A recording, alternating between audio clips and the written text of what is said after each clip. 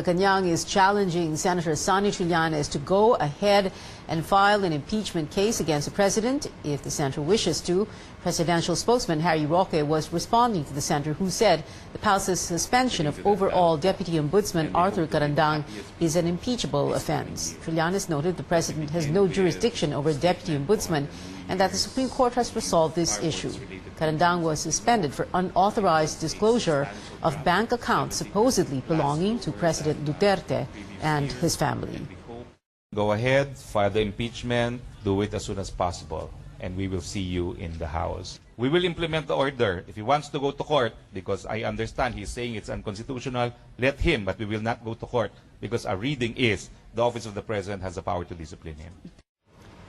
In an interview with CNN Philippines attorney Manny Luna, who filed the complaint against Carandang, says the Deputy Ombudsman's action was a threat to democracy. He asks the Supreme Court should revisit its ruling in 2014 that the President has no jurisdiction over a Deputy Ombudsman.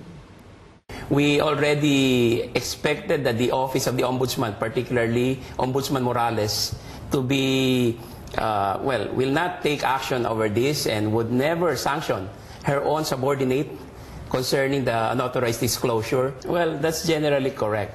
However, we are actually challenging the Supreme Court to revisit the ruling in Emilio Gonzalez III versus Office of the President.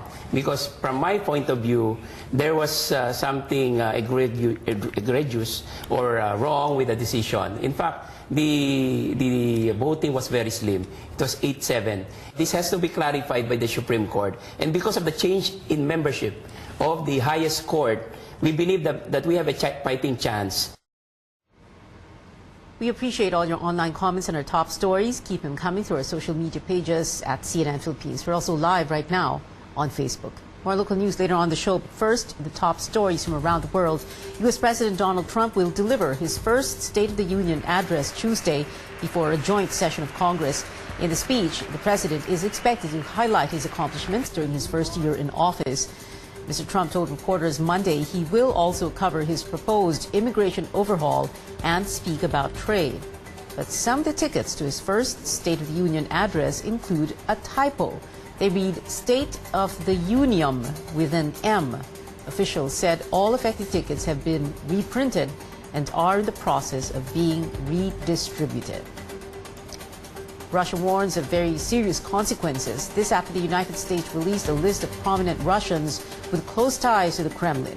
Russia said its release could jeopardize relations. The list includes 114 senior foreign political figures and 96 oligarchs. The U.S., however, stressed it is not a sanctions list.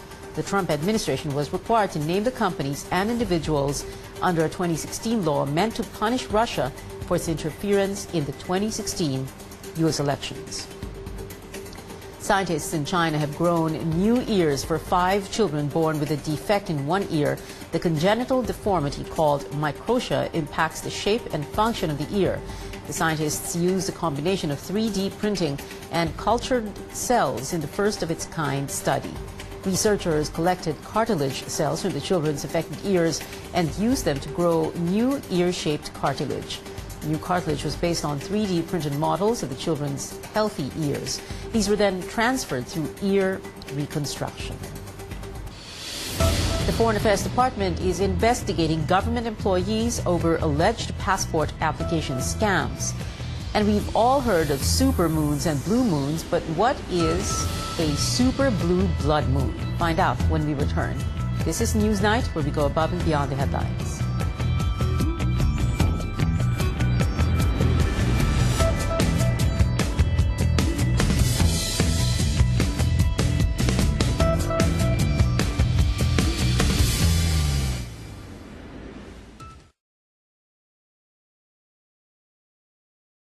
Here, the second edition of CNN Philippines Newsnight. President Duterte in Marawi that he had declared liberated last October, distributing homes, temporary shelters for people affected by that war that dragged on for 5 months from May until October last year. The president also reminding residents there not to let terrorists in again, which Back in on May 23rd, the afternoon of May 23rd, men clad in black and armed with high-powered firearms took over the city of Marawi. It took government forces 5 months to defeat them in what the president called then was a victory.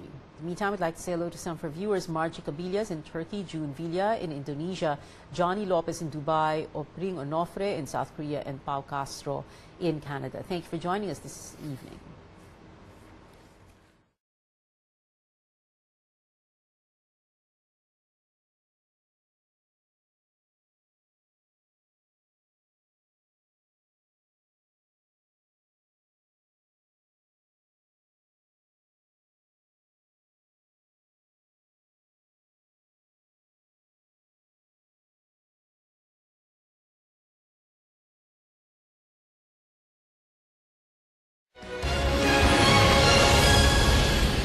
This is Newsnight on CNN Philippines. The Foreign Affairs Department is investigating some government offices and employees for allegedly selling passport application endorsements. These endorsements, which are issued by government officials, give applicants access to a courtesy lane, which speeds up their passport applications. Foreign Affairs Undersecretary Jose Luis Montales explains one of the scams they uncovered is that some government employees sell these endorsements to fixers, who in turn sell them through their Facebook pages. Montales refused to give details pending the investigation, but he reveals another scam: fixers selling fake appointment slots to applicants on their Facebook pages and issuing them fake application forms. Montales is reminding the public to not patronize these online fixers. He reiterates the department's appointment system is free of charge. We ask the public not to patronize these Facebook pages, these fixers, who offer their services for a fee. Wala pong bayad ang appointment system ng DFA. And these are all scams. Many are scams, and some are invitations to corrupt government employees and to cast doubt on the integrity of our online appointment system. Please don't patronize them. We honor some endorsements from government agencies.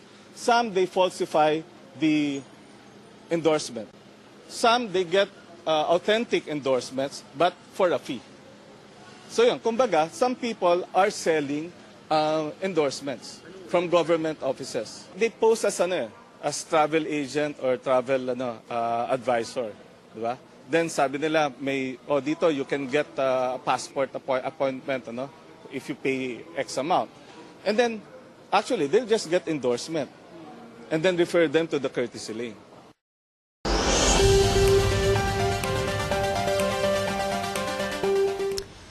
Stories from the regions. Authorities are on the hunt for the president of a state college in North Cotabato after illegal drugs and firearms were seized in his staff house on campus.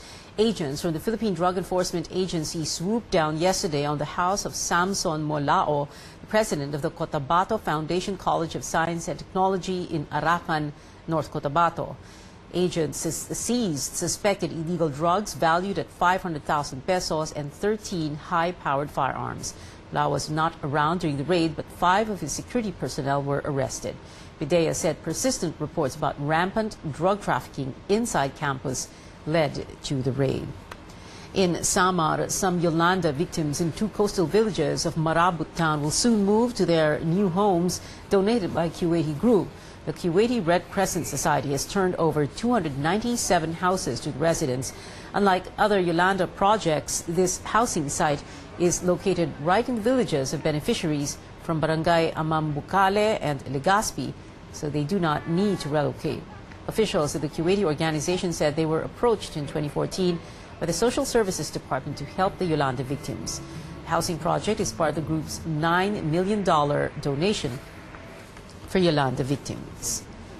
Colorful ice cream carts were paraded on the streets of a village in Pagadian City to mark this year's Sorbetes Festival. Barangay Santo Niño has been holding the festival for 8 years now to celebrate ice cream making, a popular livelihood in their barangay. 10 contestants competed for the best decorated ice cream cart. The crowd was also treated to, what else, free ice cream.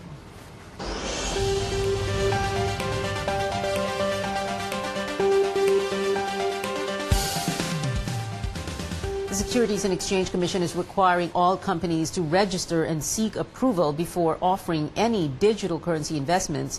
Regulator says it is not against innovation, but needs to protect the public who may not understand the risks involved in cryptocurrency.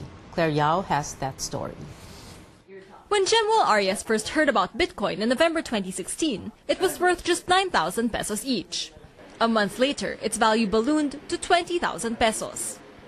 Arias says he doesn't completely understand Bitcoin, but the sharp rise in the digital currency was enough reason to try it. Over the last year, Arias has put in 25,000 pesos in the market. So far, he's made 260,000 pesos in total. Kaya parang very addicting yung yung pag-invest sa cryptocurrencies. Yung ibang forms ng investment parang maliit yung growth, tapos the other thing is you cannot enjoy the money for now. Arias, however, is a seasoned investor with money in time deposits and mutual funds. He knows that when the market is hot, you have to be extra careful. Ngayon, it's really more of looking at the trend now. So, parang nung 900,000 na siya, parang for me, parang it's too good to be true na. So, parang medyo alarming na sa akin na baka mamaya bumagsak na siya. With all the hype surrounding cryptocurrencies, people may think it's easy money. But the government warns they're unpredictable, unregulated, and come with no investor protection.